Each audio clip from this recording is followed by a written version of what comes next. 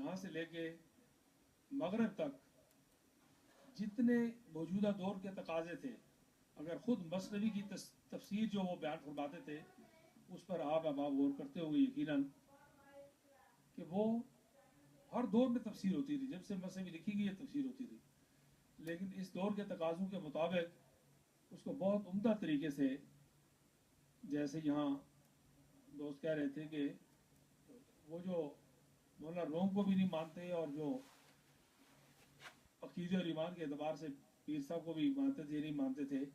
لیکن وہ مثنوی کی تفسیر پڑھ کے اس کو جو اپنے مطلب کی بات سمجھ آئی، اس کے بعد اس نے پیر صاحب کو بھی ماننا شروع کیا، پھر مثنوی کو بھی اور پھر مولانا روم کو بھی۔ تو یہ جو اللہ تعالیٰ نے ان کو جن اوصاف سے نوازا تھا، یہ بہت کم ہوتا ہے، بہت کم ہوتا ہے کہ انہوں نے، میں کئی دفعہ اس بات پر غور کرتا ہوں کہ ظاہر وہ اس دور میں ہوئے، لیکن میں وثوق سے کہہ سکتا ہوں کہ بالکل اسی دور کی روح نہیں تھے، کافی پرانی کوئی روح تھی جو اس دور میں ظاہر ہوئی۔ کہ یہ کہنا آسان ہے کہ کالجز بن گئے، یونیورسٹیز بن گئی، مدارس بن گئے، ریلیف کا کام ہو گیا،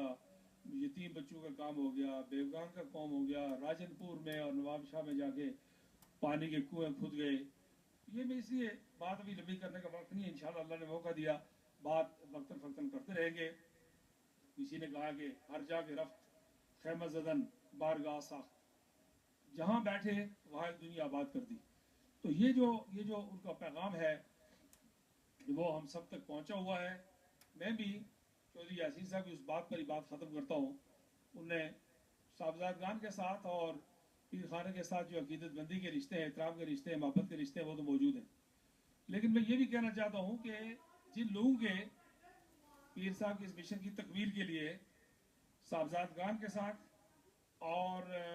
صاحبزادگان کے ساتھیوں کے ساتھ اور پیر صاحب کے عقیدت بندوں کے ساتھ اور اس مشن کے ساتھ وابستہ لوگوں کے ساتھ نسبتیں ٹھیک ہیں، تعلق ٹھیک ہے، ان کے ساتھ ہمارے احترام اور محبت کے رشتے بھی ہمیشہ سے موجود رہیں۔